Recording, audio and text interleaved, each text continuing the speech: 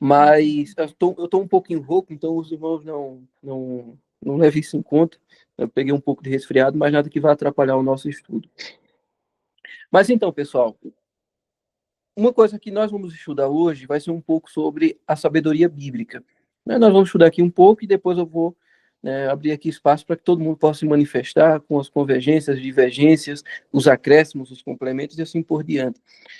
Falo sabedoria bíblica, nós vamos estudar ou ver um pouco, né, do pensamento filosófico, digamos assim, por trás de especificamente 3 livros, né, de uma forma, claro, um contexto mais amplo, porque o nosso tempo não permite, né, um esboço bem completo e profundo a respeito desses livros, mas nós vamos ver um pouco a respeito de Jó, Provérbios e Eclesiastes. Como nós vamos ver?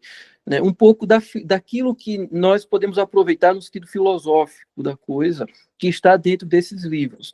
Né, nós não vamos estudar teologia, né, a hermenêutica, a gramática, nada dos aspectos mais científicos de outras ciências que esses livros abordam, mas nós vamos extrair um pouco a respeito do que a filosofia desses livros nos mostra, do que a sabedoria ali por trás nos mostra.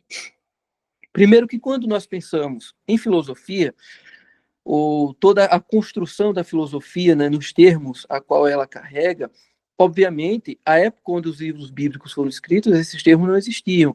Né? A gente trabalha a questão da metafísica, epistemologia, assim por diante, não há na Bíblia esses termos, obviamente, né? Mas, claro, lá na Bíblia tem, né, esses elementos contidos de alguma forma também. Né? Apesar de que a gente sabe que a Bíblia ela não se propõe a ser um livro científico, né? Esse não é o objetivo central dela, mas tudo aquilo que ela fala da ciência, independente da qual ciência seja, sempre vai ser verdade. Né? Da ciência física às ciências humanas, da história, enfim. Sendo assim, tem alguns elementos do livro de Jó, Provérbios e Eclesiastes, especificamente falando da filosofia, que nós precisamos abordar no nosso dia a dia. Por que isso? Porque você tem ali uma filosofia mais prática nesses livros, né?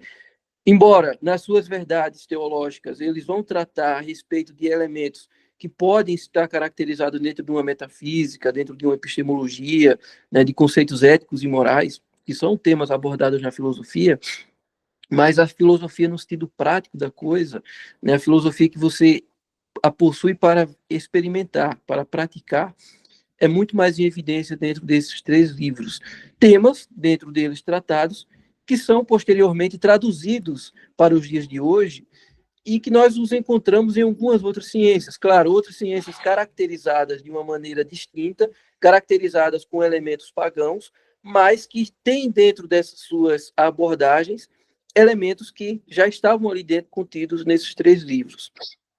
Ora, nós podemos imaginar, por exemplo, quando nós vemos a própria narrativa de Jó, onde os amigos de Jó começam a acusá-lo de que Deus estava o punindo por conta dos pecados ocultos que Jó tinha e que Jó precisava se converter, se arrepender dos seus pecados, para que assim a mão poderosa de Deus não viesse mais sobre ele. Em contrapartida, Jó começa então a se defender a respeito das acusações de seus amigos, dizendo que Deus estava fazendo aquilo não porque Jó tinha cometido algum pecado impune. Jó, né, até certo ponto, se coloca como um ente muito, não perfeito, mas muito não merecedor, né, das punições divinas. Né? A gente já sabe o contexto do livro de Jó nesse sentido. Porém, tem algumas abordagens de Jó que ele traz para nós no sentido existencial. Né? É uma filosofia trazida de uma maneira existencial para nós, de como a vida funciona, de como a realidade funciona, de como é a prática existencial, de como ela funciona. Por exemplo, muitas vezes as pessoas têm uma ideia de que se arrepender de seus pecados, ser convertido por Cristo, a sua vida ao redor vai mudar, né? No sentido de que você vai estar com a vida mais colorida, né, com a vida mais feliz, com a vida mais alegre, coisas desse tipo. Quando nós observamos a Bíblia, nós entendemos que não, que o fato de você ser cada vez mais próximo de Cristo, cada vez mais estar imitando a Cristo, mais sua vida vai ser triste. Não triste porque Cristo te faz triste, mas triste porque a existência em si, o mundo em si, ele está jazendo no maligno e, consequentemente, você vai observá-lo da maneira como ele exatamente é, você não vai vê-lo como uma coisa bonita, como uma coisa satisfatória no sentido como ele está, mas você vai vê-lo da forma como ele é, né, sombrio, né, muitas vezes as concepções do mundo, elas declinam para uma indiferença conosco, né, a vida até certo ponto, ela se transforma em uma máquina de moer a respeito da nossa própria existência, né, muitas das coisas que nós fazemos aparentemente dão errado, né, no sentido humano da coisa, porque diversas etapas que a vida mesmo apresenta mostra que ela é até certo ponto uma máquina de moer, né, pela nossa autoestima, pelas nossas expectativas. Então, sendo dessa forma, entendemos que quanto mais cristãos nós formos, ou quanto mais próximo de Cristo nós estivermos, mais no mundo nós vamos entender que ele não tem nada de felicidade, né? E não no mundo de experimentar as práticas, mas o mundo em si, a existência em si, o que é existencial, ele não é bom para nós. Parece um pouco complicado falarmos isso como cristãos, porque às vezes temos a ideia de que estarmos com Cristo é estarmos felizes, e de fato é. Estarmos com Cristo, estarmos felizes por sabermos que nós fomos salvos, né, da ira de Deus, né? Nós fomos libertos da escravidão do pecado. Porém, né, essa felicidade, ela não é completa humanamente falando, no sentido de que nós estamos autorrealizados, nós estamos plenamente satisfeitos, porque as circunstâncias da vida nos mostram justamente o contrário. E dentro dessa perspectiva, nós temos aqui, eu vou abrir o livro de Jó no capítulo 10, quem puder ir acompanhar. Nós vamos ler aqui brevemente algumas coisas do capítulo 10, e daí nós também vamos, a partir disso, observar também outros textos, e daí nós vamos divulgar a respeito dele. Se tiver um barulhinho aqui atrás, pessoal, vocês não levem em conta. É que aqui onde eu estou, aqui nessa parte que eu estou, fica aqui próximo à rua, então nessa hora o pessoal está voltando para casa do trabalho, tudo, então fica um pouco movimentado. Mas Jó no capítulo 10, nós vamos ler aqui, deixa eu ver aqui, a partir do capítulo, do versículo 1 mesmo, vamos aí dar uma acompanhada. A minha alma tem tédio de minha vida, darei livre curso à minha queixa e falarei da amargura da minha alma. Direi a Deus, isso, Jó 10, versículo 1. Direi a Deus, não me condenes, faz-me saber porque contendes comigo. Parece-te bem que me oprimas, que rejeites o trabalho das tuas mãos e resplandeça sobre o conselho dos ímpios?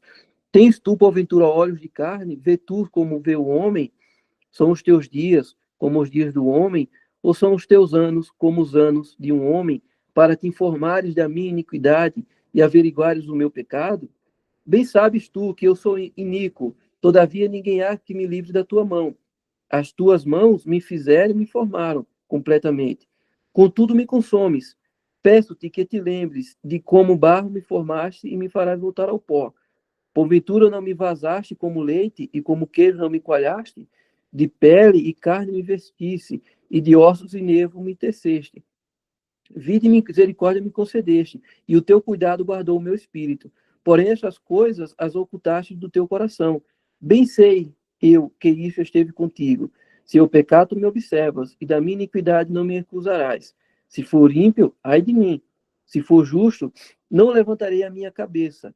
Farta estou da minha ignomínia, e vê qual é a minha aflição. Porque se vai crescendo, tu me caças, como a um leão feroz. Tornas a fazer maravilhas comigo. Tu renovas contra mim as tuas testemunhas e multiplicas contra mim a tua ira. Reveses e combates estão comigo. Por que, pois, me tiraste da madre? Ah, se então tiver expirado e olho nenhum me visse, então eu teria sido como se nunca fora, e desde o ventre seria levado à sepultura. Porque não são poucos os meus dias. Cessa, pois, e deixa-me, para que por um pouco eu tome alento. Antes que eu vá para o lugar de onde não voltarei, a terra da escuridão e da sombra da morte. Terra escuríssima como a própria escuridão, terra da sombra da morte e sem ordem alguma, e onde a luz é como a escuridão. Percebemos aqui em Jó um conflito existencial a respeito de sua vida. Jó, no sentido filosófico, ele estava tendo uma crise existencial. É curioso que, às vezes, nós temos uma ideia de observarmos os personagens bíblicos de uma forma abstrata, como se eles não tivessem os sentimentos, as situações e circunstâncias de crises que nós temos como seres humanos nos dias de hoje, né? Kierkegaard, né, um filósofo dinamarquês, né, protestante lá do século XIX, ele fala que ele entendia Abraão descendo ou subindo o Monte Moriá chorando, né, com aflição e com angústia, e não simplesmente indiferente ao que estava acontecendo. Quando nós observamos Jó, a gente observa justamente esse ponto, né? Jó se questiona o porquê ele está vivendo, se primeiramente Deus sabe que ele é pecador, ele sabe que ele é pecador, Deus sabe que ele é pecador também, mas ele coloca Deus como se Deus estivesse contendendo com ele, no sentido de dar-lhe a ele uma vida da qual ele não a suporta, dar-lhe a ele uma vida da qual ele não tem prazer em existir. É como se Jó estivesse aqui experimentando uma realidade da vida da qual ele não estava acostumado e dela ele estivesse farto, dela estivesse cansado, num sentido existencial. É como se Jó estivesse olhando para a sua vida e visse que ela não tem sentido algum. É como se a sua vida não tivesse nenhum significado. Isso se torna até mais forte quando ele, no capítulo 9, ele começa a questionar a sua vida, a vida no sentido coletivo, onde ele vai mostrando que os perfeitos são aqueles que sofrem, onde de repente as injustiças elas passam de maneira negligente, onde o mundo ou os juízos que acontecem, eles nunca são de maneira justas, e de repente, né, todas essas circunstâncias da vida ao redor leva Jó a refletir sobre uma vida mais geral da coisa, né? Ele, a partir do seu problema particular, ele começa a analisar, a verificar a vida no contexto geral, a vida de cada indivíduo, ou a existência como um todo. Dessa forma, nós entendemos que Jó, ele nos traz uma mensagem onde o ser humano compreende o quanto a vida é efêmera, onde ele começa a entender ou mostrar para nós o quanto a vida ela tem pouco significado. De repente, nós somos agora, como ele fala que ele veio, Deus o criou, mas ele vai voltar ao pó, né? No sentido de angústia, né? Isso que eu quero que os irmãos pensem, né? Que não é só uma descrição narrativa de como Deus falou lá para Adão no Gênesis. Nós estamos falando aqui de um indivíduo que estava sofrendo uma crise existencial e que estava pensando justamente nesse ponto, né? De que o caminho da qual ele veio da vida até o momento que ele vai ao pó, né? Apesar de ser um percurso longo, mas para ele é tão longo que ainda assim se está cansado disso. É como se de repente ele estivesse dizendo, olha, não há motivo nenhum para existir, né? Não há nenhuma circunstância que leva o homem a ter prazer na vida.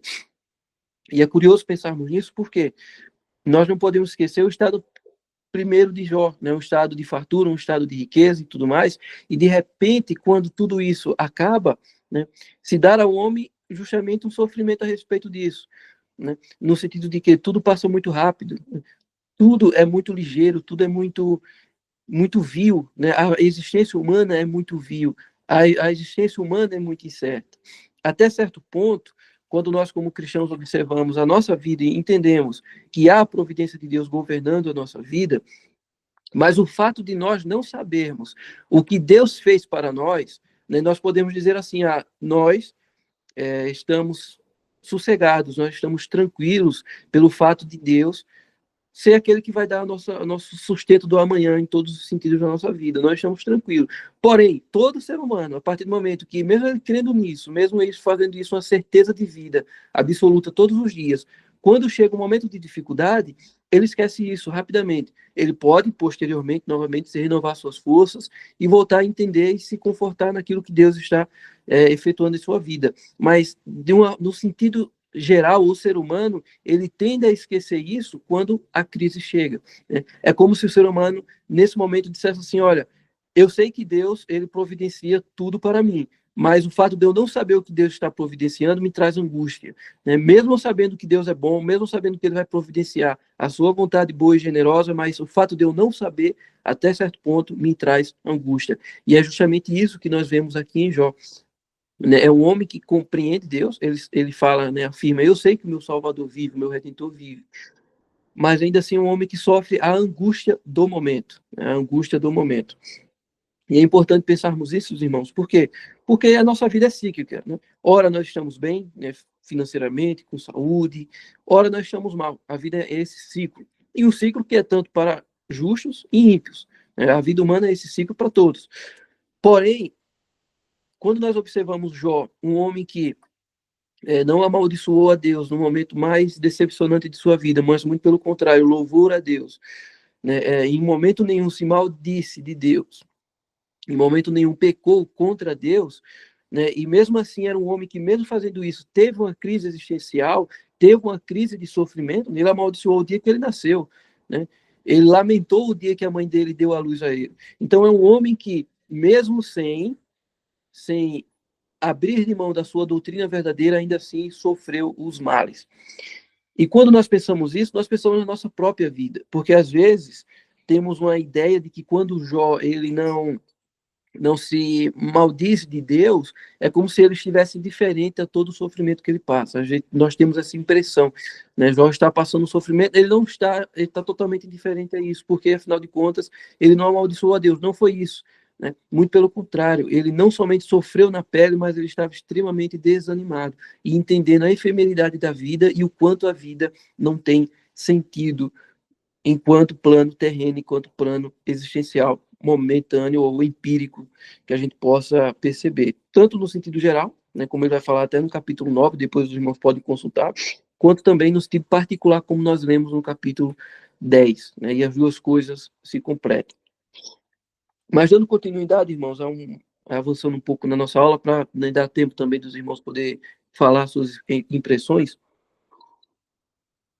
o segundo livro da sabedoria, e que é um pouco diferente disso, né? Depois nós vamos retornar a Eclesiastes, mas Provérbios, ele nos traz uma mensagem diferente, né? Ele não foca na perspectiva de uma crise existencial, né? Mas ele nos foca em uma perspectiva de praticar a sabedoria. E é interessante alguns pontos que nós precisamos abordar de Provérbios, brevemente aqui eu só vou citar, mas são textos que o irmão conhece perfeitamente, e os irmãos, né, depois precisam ler Provérbios completo também, né, não apenas um capítulo, mas é muito bom. Sempre estar fazendo essa leitura desses livros também, né, de forma repentina. Provérbios, há algumas pessoas que dizem que Salomão escreveu Provérbios quando era jovem, Eclesiastes quando era velho, e daí tem duas perspectivas diferentes. Pode ser, porém não duas perspectivas contraditórias, como muitas vezes dá essa impressão, né, que o jovem Salomão, ele era um jovem alegre, e de repente escreveu um livro alegre, e Eclesiastes depois contradiz, nada a ver com isso, né, muito pelo contrário. Mas livros que se completam. A perspectiva de você praticar sabedoria não anula a crise da existência humana, não anula a crise da insignificância da vida ou do fato de que a vida não tem um significado momentâneo, um sentido momentâneo, que nós vamos ver isso um pouco mais adiante. Provérbios, ele vai falar o seguinte, né? O temor do Senhor é o princípio da sabedoria. Note que o que ele está falando aqui é o seguinte: sabedoria, o próprio Provérbios, salvo não me engano, esse capítulo 16, ele vai fazer um poema mostrando que a sabedoria é Cristo, né? É o Filho. O Filho é a sabedoria de Deus, né? É a verdade, é o Logos, que depois João vai falar lá no seu livro, no seu Evangelho. Porém, é como se ele estivesse dizendo: olha, o temor do Senhor é o princípio da sabedoria, ou, né, a sabedoria, Cristo, o Senhor, é aquele que vai dar as condições de que vocês verdadeiramente temam a Deus, né? O temor do Senhor, ou o fato de vocês verdadeiramente temerem a Deus e viverem conforme o seu caminho, se inicia justamente pelo fato da sabedoria ou de Cristo, né? Da palavra eterna de Deus, da revelação de Deus, o Deus que se fez carne. Sendo assim, ele vai mostrar que aquelas práticas que ele vai nos ensinando a termos no nosso dia a dia, né, nos livrar do mal, cuidado com a língua enganosa, né, a mulher sábia é aquela que edifica a casa, né, um governo bom é um governo que não cobra imposto, porque o povo não vai perecer. Na multidão de conselhos há segurança, né, mas no conselho enganoso há a ruína e assim por diante, né, diversos conselhos ele vai dando. Todos eles partem do princípio de que é necessário que você tema a Deus através da sabedoria, ou através de Cristo.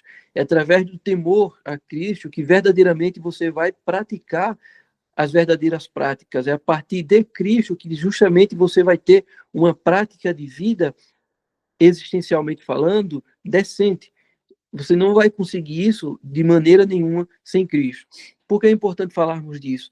Porque até certo ponto, quando nós comparamos até com o estoicismo, né, o estoicismo que nos ensina uma vida contemplativa, né, uma vida de temperança, uma vida de prudência, né, uma vida de clemência, mas ainda assim, os elementos a qual o estoicismo ele nos ensina a estabelecermos em nossa vida, eles não partem de um princípio onde única e exclusivamente só é possível ter através de uma atuação poderosíssima da sabedoria. É como se a sabedoria estivesse dando de si mesmo a nós. E o estoicismo, pelo contrário, mostra que essas virtudes existenciais estão dentro de nós. Nós que vamos, de certa maneira, desenvolvê-las através da nossa prática diária. E por que isso é importante? Porque quando nós, às vezes, como cristãos, misturamos as coisas, acreditamos que o estoicismo, até certo ponto, ele pode ser praticado de maneira cristã, nós não precisamos, né? Ele se torna desnecessário. Por quê? Porque nós temos no Provérbios a prática ideal de um cristão a ser seguido no dia a dia, na sabedoria diária. Isso é o mais importante, né? Quando, obviamente, nós lemos as cartas de Paulo, dos outros apóstolos também, dos outros que escreveram no Novo Testamento, nós entendemos ali elementos doutrinários, né? Elementos que estão, até certo ponto, subordinados a uma ortodoxia, né? Estão subordinados a uma relação com a família ou a comunidade cristã e, consequentemente, também com as pessoas, as demais pessoas, né? Porém, quando nós observamos Provérbios, é como se Provérbios estivesse nos ensinando de uma maneira individual a agirmos daquela forma. Entende? Não é que não está vinculado a uma doutrina, mas é como se ali fosse práticas até certo ponto, independentes, digamos assim, da doutrina. É como se fossem práticas diretamente associadas ao fato de que você teme a Deus por você ter sido manifestado em você a sabedoria de Deus, que é Cristo, entende? É como se ali diretamente estivesse relacionado o fato de que você teme a Deus por Cristo, que é a sabedoria, então automaticamente você vai praticar essas coisas aqui diariamente.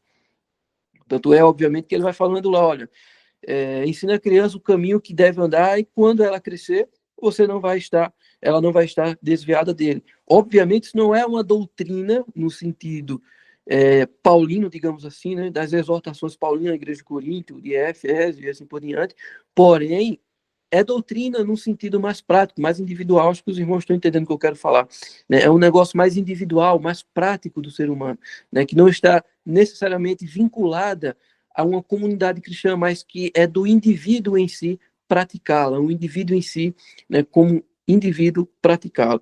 Então isso, obviamente, não anula o fato de Jó, por quê? Porque Jó, ele está observando a vida, por exemplo. Ele está observando a existência. Eclesiastes também, nós vamos ver isso aqui um pouco mais adiante.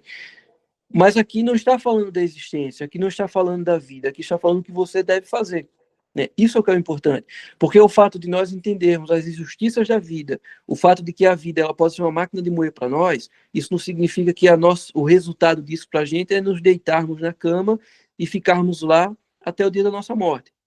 Mas nós devemos encarar a vida como ela é. Né? Eclesiastes vai falar disso com mais profundidade. Mas nós precisamos vivê-la como ela é, observá-la, não tentar nos escondermos em uma caverna como um eremita e deixar a vida para lá. Muito pelo contrário, ela é assim. Nós não temos o que fazer. Né? No sentido de que nós não vamos poder matá-la, nós não vamos poder transformá-la no estalar de dedos. Então nós temos que aceitá-la. Mas isso não significa que aceitá-la é simplesmente acolhê-la como ela é. Né? Mas sim se incomodar com ela, como diria Paulo lá em Romanos 12, né? Não vos conformeis com esse mundo, com essa era. Mas não significa que nós não vamos aceitar ele como ele exatamente é. Ele é assim. Nos incomoda isso. E nós precisamos trabalhar para trabalhar com isso e não trabalhar como se isso não existisse. É basicamente isso, né? Por isso que Provérbios ele não é uma carta, um livro que está em contradição com o que está em Eclesiastes, não é porque Provérbios foi escrito por Salomão jovem, né, que está ali um jovem eufórico, alegre, iludido com a vida. Muito pelo contrário, né? É práticas individuais. Não está falando do colhimento da vida como um todo. Por fim, irmãos, nós vamos trabalhar agora um pouco de Eclesiastes, né? Irmãos, Eclesiastes, ele é extremamente importante entendermos ele, por quê? Porque tanto Jó vai tratar mais por conta do seu problema pessoal, mas Eclesiastes, ele vai trabalhar um indivíduo, isso que é importante, que não teve as agruras de Jó, né? Jó, até certo ponto, estava entristecido pelos sofrimentos individuais dele, né? É aquela perspectiva que a gente pode até ter, né? É muito fácil, né, você falar do meu sofrimento se você não está vivendo ele, né? Mais ou menos isso a gente, às vezes, temos esse problema, né? Quando lidamos com pessoas que estão com dificuldades. Nós temos essa mania, às vezes, de tentar confrontá-la sem entender o seu problema. Ela fala isso para a gente. É muito fácil você falar isso porque você não está vivendo. Porém, quando nós observamos Eclesiastes, é diferente. Né? Não estamos vendo um homem decadente, um homem doente. Muito pelo contrário. Né? A carta começa como, olha, eu fui rei em Israel. Né? Os meus olhos, tudo que os meus olhos desejaram, eu tive. Eu não faltei em nada, eu não tive negligência comigo mesmo. Né? Todos os prazeres que eu pude aproveitar, eu aproveitei. As casas que eu queria e assim por diante. Porém, tudo isso foi apenas correr atrás de vento, tudo isso foi apenas vaidade ou inutilidade, tudo isso foi apenas uma ilusão. Né? Nada me adiantou ter tudo isso, nada me adiantou o poder, nada me adiantou as riquezas, absolutamente nada. E é curioso observarmos um sentido aqui. Primeiro, que quando Salomão está falando disso, necessariamente nós não podemos vincular isso com o pecado. Salomão não está passando por essa crise, digamos assim, existencial, por conta do pecado. Até porque, obviamente, nós não podemos imaginar que Salomão escreveu Eclesiastes em uma época onde ele estava em pecado. Isso seria contraditório, porque a Bíblia ela é inspiração divina. Ele pode ter pecado antes ou depois, ele pecou lá, caiu na idolatria. Mas não no momento que ele estava escrevendo Eclesiastes, isso não, porque naquele momento, Eclesiastes é um livro de inspiração divina, e o texto que ele está falando mostra isso. Porém, o fato de Salomão ter experimentado tudo isso e não ter encontrado sentido, não significa que não encontrou sentido porque ele estava em pecado. Não significa que a única coisa que fez com que ele não encontrasse sentido é porque ele estava buscando coisas pecaminosas. Não tem nada a ver com isso. Salomão estava buscando coisas que todo ser humano deseja buscar, mesmo coisas simples, mesmo coisas que não estão relacionadas ou que não podem recorrer ao pecado. Mas mesmo assim, tais coisas demonstram a futilidade da vida. Um dos textos mais célebres que Salomão mostra lá, no capítulo 3, depois os irmãos podem conferir, onde ele vai falar, olha, um homem trabalhou a vida inteira, um homem trabalhou a vida inteira, construiu seus bens, todo mundo faz isso, né? E de repente ele morreu e vai deixar a sua herança para alguém que não trabalhou por aquilo e que ele não sabe se vai usar a sua herança de forma boa ou de forma má, né? Ele fala isso é uma grande injustiça e um grande mal. Ou seja, isso não é um pecado. Isso não é uma coisa pecaminosa, isso é uma coisa natural da vida. Todo mundo que vai morrer deixa as coisas para o seu filho. Porém, olha só o dano da existência. Né? Olha só o dano da existência, no sentido mais geral da coisa. É como se tudo que nós fizéssemos como seres humanos não tivesse absolutamente nenhum proveito, não tem nenhum significado. E é curioso, irmãos, porque como cristãos, entendemos o sentido da vida, né? A Confissão de Fé de Westminster, por exemplo, né? A Batista também, acho que a Congregacional também, e outras, né? A Confissão não, os catecismos, perdão, começam falando que o fim último do homem é glorificar a Deus e se alegrar nele para sempre. Porém, irmãos, aqui é uma coisa que nós precisamos entender, o fato de que o objetivo final da vida, o fato de que o sentido da vida é Cristo, não anula o fato de que a existência presente, ela não tem significado e sentido nenhum. Não tem não porque Cristo não existe, mas porque nós caímos, porque Adão caiu. E a partir do momento que Adão caiu, que houve a queda, tudo no mundo perdeu sentido, nada mais faz sentido. Né? Isso desde o fato da nossa própria alimentação, porque nós podemos dizer, nós nos alimentamos para saciar a nossa fome, mas daqui a 2 horas, 3 horas, nós vamos estar com fome novamente. Então nós vamos ter que comer novamente, nós vamos ter que tomar água novamente. Ou seja, é um ciclo sem fim. De tudo aquilo que nós fazemos, no final das contas, não tem sentido nenhum. É isso que Eclesiastes está nos dizendo. Nós trabalhamos basicamente de dia para comer de noite, porque no outro dia nós vamos trabalhar, e assim vai o ciclo até o dia que nós vamos morrer, né? Chega até um ponto onde Salomão vai falar, que ele fala muito sobre a questão do trabalho, do proveito humano, né? Até penso a questão da ganância, né? As pessoas que trabalham tanto por ganância, perdem momento com a família e tudo mais, né? Ele fala que proveito tem o trabalho do homem que faz embaixo do sol, e em outro momento ele completa falando, olha, o trabalho, ele existe porque Deus o criou para manter os seres humanos ocupados, ou seja, o ser humano com a mente vazia, né, iria cair em crises existenciais. Então ele trabalhando, e até comprovadamente isso é verdade, né, ele está ocupado, ele não está pensando nas agruras da vida, né, ele não está adquirindo conhecimento de que quanto mais conhecimento, mais enfado você tem.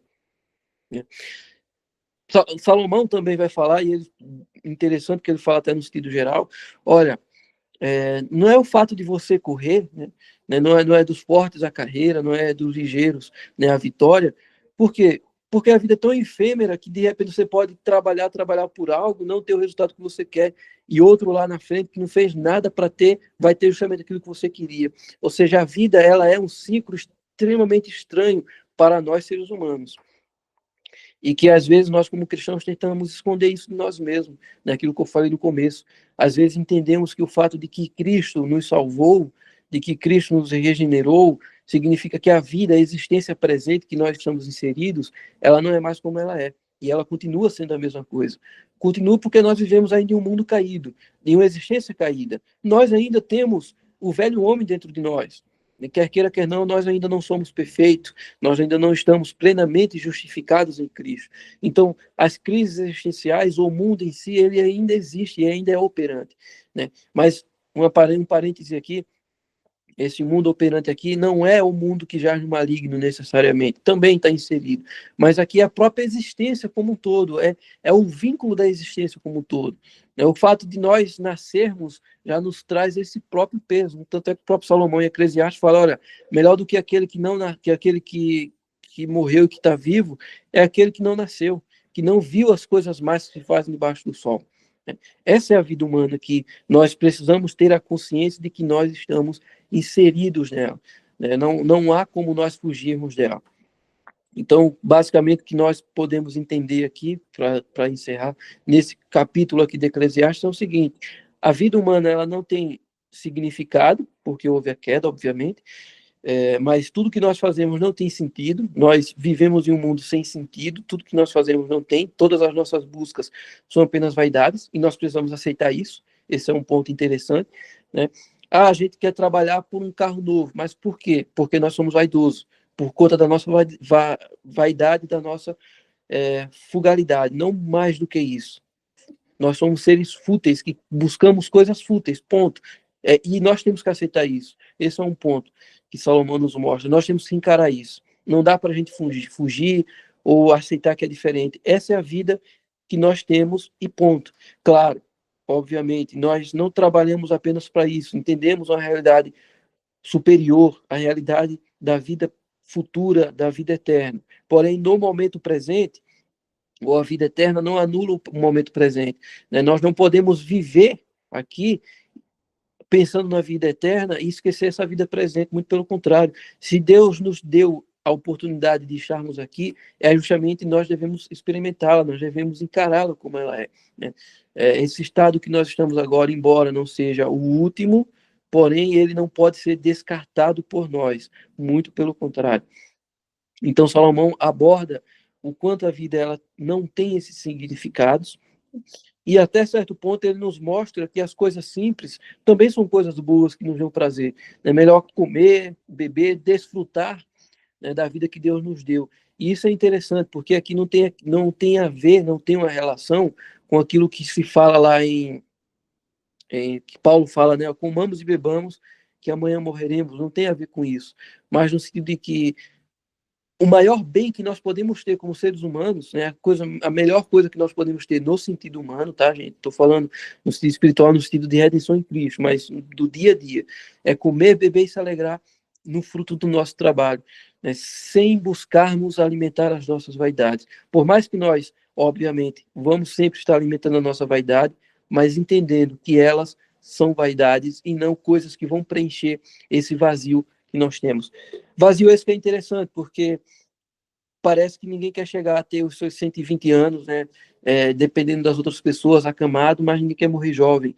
Parece que o ser humano tem esse senso do tempo dentro dele, essa perca que Adão nos trouxe e que Salomão aqui nos mostra, né, na sua velhice, né? Que devemos nos lembrar do Senhor nos dias da nossa mocidade, né? Porque quando chegar os maus dias e nós não termos prazer neles, aí fica difícil as coisas para nós. Porém, irmãos, Eclesiastes ele é um livro que nos ensina a respeito da vida como ela exatamente é, a respeito da vida que nós não podemos esquecer que existe, né? Não ficou no Antigo Testamento, né? Muito pelo contrário, é a vida que nós experimentamos hoje, a vida que está dentro de nós, a vida que está ao nosso redor, né? A vida que faz parte do nosso dia a dia e que nós às vezes perdemos isso, imaginando que, né, pelo fato de Cristo ter nos resgatado, o mundo ao nosso redor virou colorido. Muito pelo contrário, né, o mundo ao nosso redor ficou agora um vale sombrio da morte, da qual nós passamos todos os dias. Claro, entendendo que Deus está conosco, né, que Ele está conosco ao atravessarmos esse vale da sombra da morte, como diria Davi, mas que ainda assim, né, Ele existe, Ele é real e nós estamos inseridos nele. Né? Para terminar, só lembrar o que Cristo nos falou lá em João, né, ele orando para o Pai, falou: Olha, eu peço, não peço que os tires do mundo, né? Ou seja, não quero que você, Pai, tire os tires do mundo, mas que apenas os livres do mal.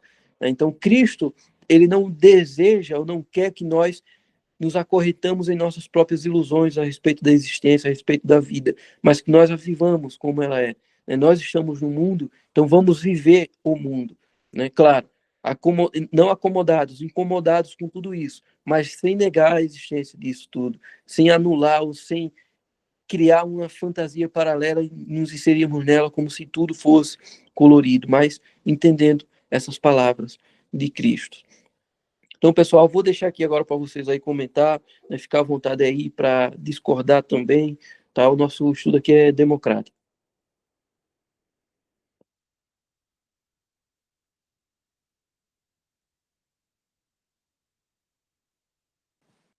Alguns dos irmãos aí têm algo a comentar, algo a falar, pode falar, irmãos.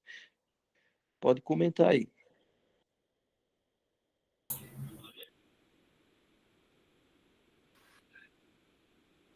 Pode falar, Diego. Olá, boa noite a todos, professor João, a todos os irmãos, qual eu tenho conhecido há poucos dias. Enquanto o professor falava, eu fiquei pensando em duas coisas que eu creio que tanto Jó quanto Salomão experimentaram. E creio que a minha conclusão esteja correta. Gostaria de saber, professor, se realmente está, né? Jó encerra seu livro dizendo que é totalmente submisso a Deus e arrependido, né? Se arrependendo no pó, como ele mesmo disse lá no capítulo 42. Totalmente, ou seja, temendo ao Senhor, literalmente, porque ele entendeu isso. Creio que tudo isso que o senhor mencionou a nós sobre as oscilações que nós temos na vida. E Salomão me parece que também chega na mesma conclusão no capítulo 12, quando ele diz que devemos temer ao Senhor, que é isso que nos cabe nessa vida. Creio que isso está em consonância, certo, professor? Muito boa pergunta, Diego. Sim, Sim. isso está em consonância, esse é o ponto, né? Isso está em consonância tanto de Jó quanto de Salomão, mas o fato deles terem analisado a vida como ela é, né, não entra em contradição com esse ponto final, entende? É isso que eu acabei de falar sobre até Provérbios também. Né, o fato da vida, assim, do momento aqui presente que a gente vive, ele é dessa forma. Isso não significa, né, que isso vai ser assim para sempre, não significa que não há uma vida melhor, né, quando estivermos com Cristo, quando houver a vida eterna.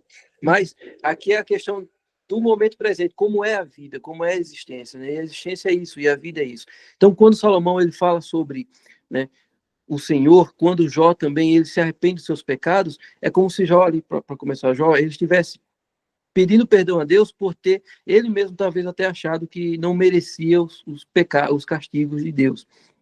E também, né, por ter até mesmo incriminado a Deus. Mas isso não significa que Jó ele tenha perdido o entendimento de que Deus ele era o soberano sobre suas vidas, de que até mesmo aquilo que estava acontecendo com ele também era um plano de Deus, né? Deus estava controlando aquilo. Então, o fato do mundo ser como ele é, o fato da existência ser como ela é, né? O fato de haver tudo isso que existe no mundo, essas incongruências, isso não significa a inoperância de Deus, mas, muito pelo contrário, que sim, Deus está observando, controlando, governando tudo isso, né? Mas, e claro, tem um propósito também tudo isso da nossa vida, né, da nossa existência como seres humanos, estarmos inseridos em tudo isso, né? Não é por acaso, como eu falei, o fato de a vida tem um objetivo, a vida tem um significado final, né? Mas isso não significa que o que nós fazemos no nosso dia a dia, nesses aspectos, elas têm um sentido ontológico, né, teleológico. Por quê? Porque há o pecado, porque houve a queda. Então, ambas as coisas não estão em contradição, né? Isso que o irmão falou agora, não entra em contradição, né, com o que foi abordado, muito pelo contrário, né? Ambas as coisas se completam, ambas as coisas estão juntas. Pode falar, Gustavo. Boa noite, irmãos. Eu queria fazer um complemento.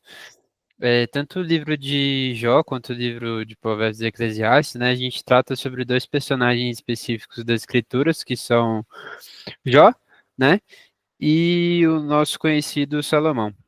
O que eu queria validar com vocês é o fato de que ambos tiveram nas Escrituras o relato de uma vida que em algum momento houve uma falha, sabe? E eu queria saber com vocês o que vocês entendem sobre isso e como vocês interpretam isso, que a gente está falando sobre uma matéria de filosofia num contexto de sabedoria, né? E dentro desse contexto nós temos duas pessoas que falharam em algum momento dessa caminhada, né?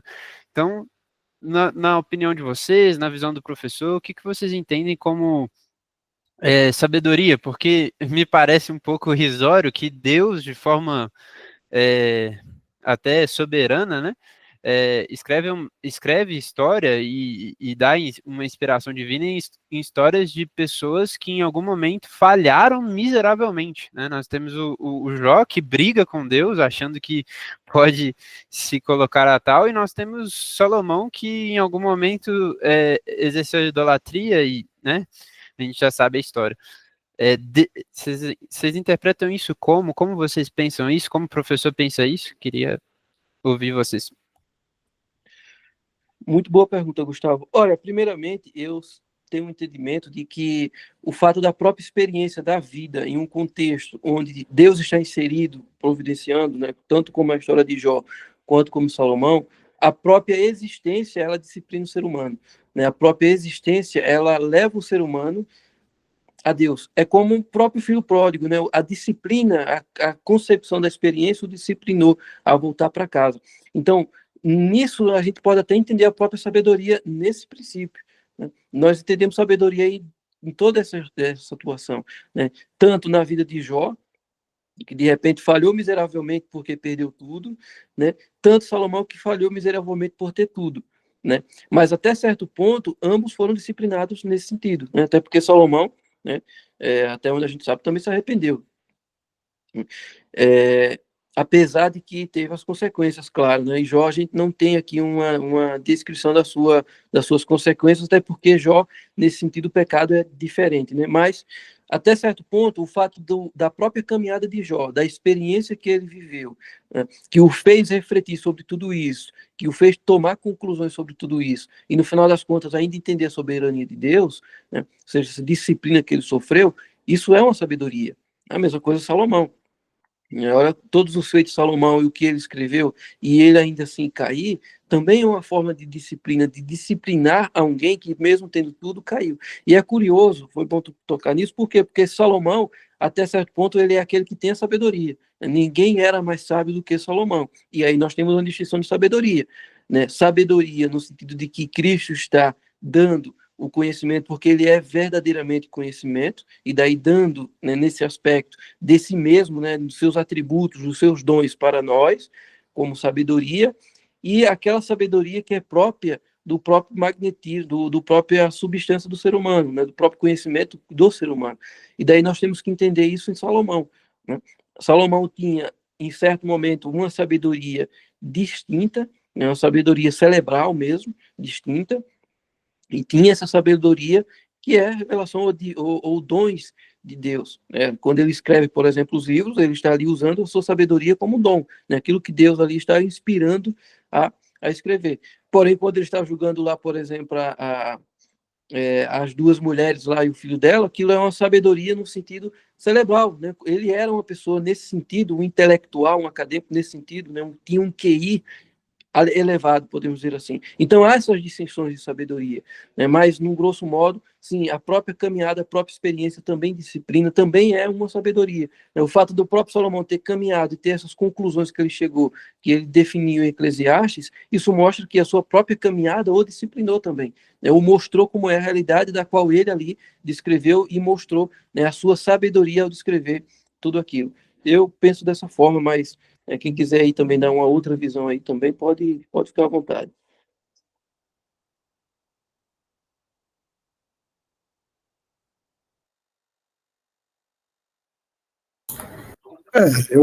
Com relação à sua pergunta, eu estava aqui pensando, e eu entendo que o professor também pode orientar-nos, não somente a mim, mas a todos em relação a isso que vou dizer, mas eu compreendo que Jó e Salomão, eles tiveram momentos da vida de crise, isso é fato, o próprio professor já comentou sobre isso. E esses momentos de crise em que eles viveram, entendo eu que revelam a nossa natureza humana, porque entendo que em momentos de crise a gente meio que fica num estado de inflexão, né? Quando um corpo, um objeto que está numa velocidade tende a mudar a sua rota, ou seja, passar por um processo de conversão, ele desacelera, diminui a sua velocidade, e aí depois ele faz essa conversão, digamos assim, esse corpo que esteja em movimento. Eu entendo que existe uma certa semelhança, né, fazendo uma metáfora com elementos físicos, física estuda, né, física, matemática, eu creio que passaram por isso, né, e esse ponto de inflexão é onde, quando o irmão estava perguntando, o Gustavo, eu estava pensando no que Salomão escreveu, que a tristeza traz a purificação, né, ou seja, eles enxergaram e mostraram para nós que nós não temos capacidade de obedecer a Deus. Não temos capacidade de obedecer a Deus como convém e não conseguimos amar o próximo também como convém. Nós estamos totalmente fora do padrão que Deus queria que estivéssemos. E então, creio que eles mostram isso para a gente.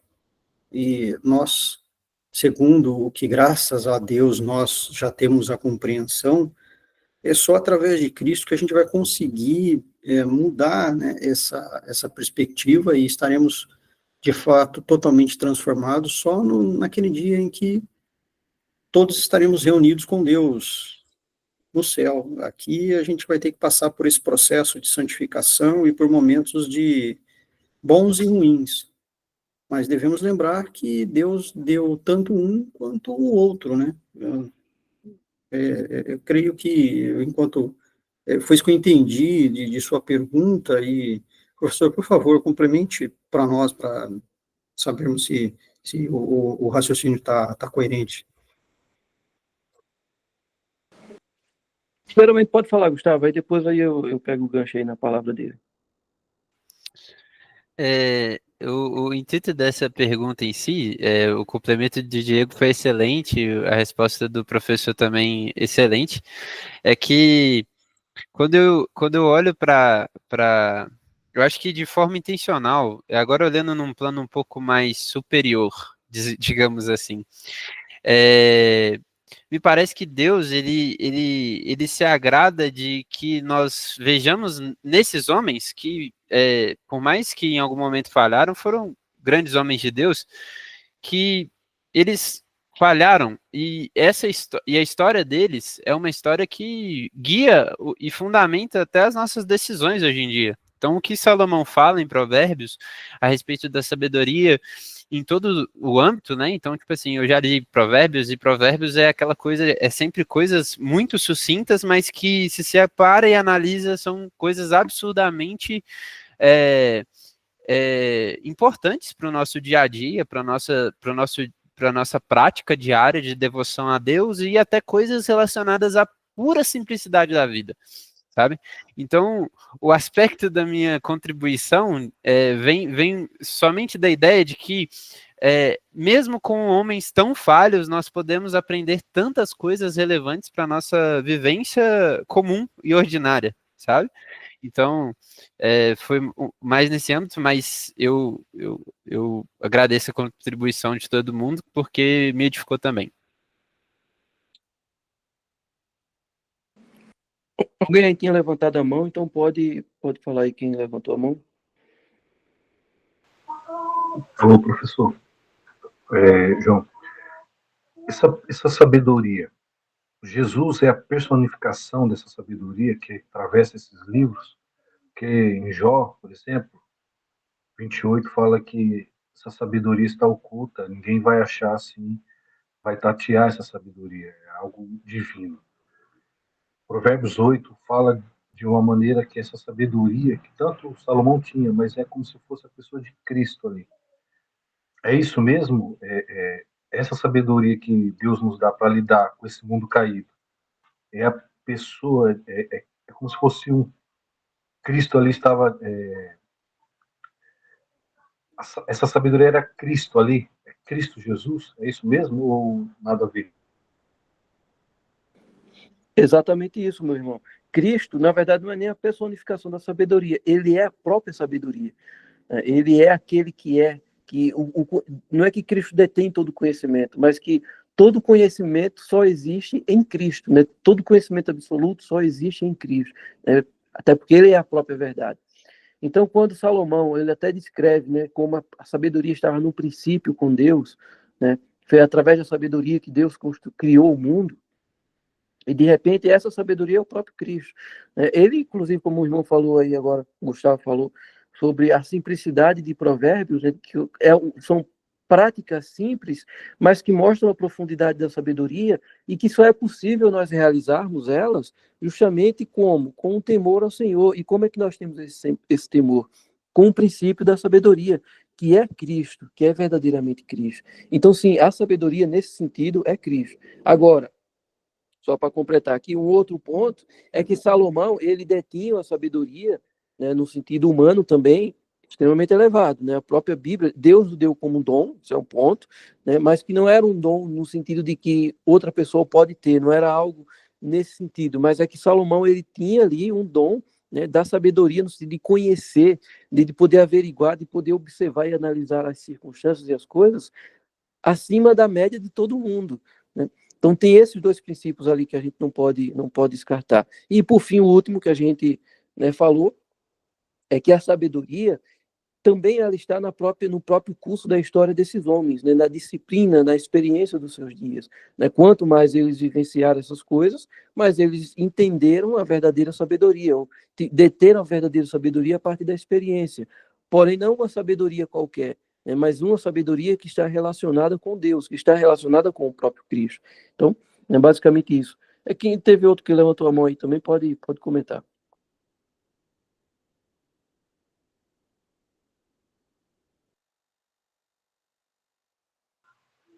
Acho que não. É que não só para complementar e terminar, é que o Gustavo tinha falado como lidar com a queda. Eu entendo que para lidar com a queda, com o mundo caído, eu digo, Deus, ele, essa sabedoria que nos ajuda a lidar com as dificuldades da vida. Né? Porque, assim, a minha maneira de interpretar a Escritura, inclusive toda ela, é procurar em cada versículo o que tem de Cristo ali, o que tem de Jesus Cristo, onde eu posso imitar.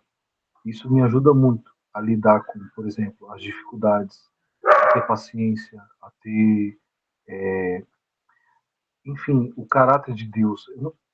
Lidar com as coisas da queda é muito difícil. Por exemplo, Ninguém gosta de passar momentos ruins, mas ter paciência, sabe? Igual Paulo diz, tudo posso naquele que me fortalece. Eu acho que essa sabedoria é nesse sentido. Deus, na queda, através desse mundo caído, Deus, através do Evangelho, o Evangelho em si é sabedoria. E quando eu leio esses livros, eu procuro ver o que tem de Cristo ali para lidar com os problemas desse mundo caído. Amém. Obrigado, professor. Amém, Vinícius. É justamente isso mesmo que tu falou. E mais alguém deseja comentar?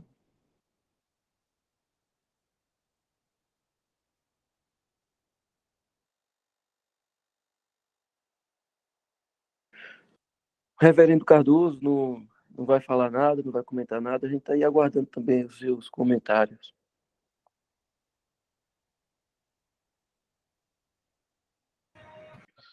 Bom, meu irmão, não quero tecer muitos comentários aqui, uma vez que a aula é sua, né?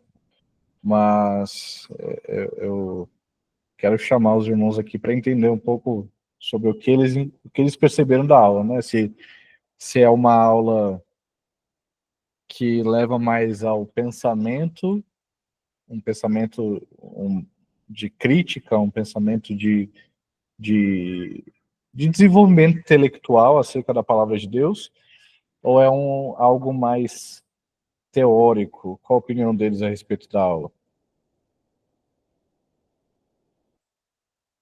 Diga, Gustavo.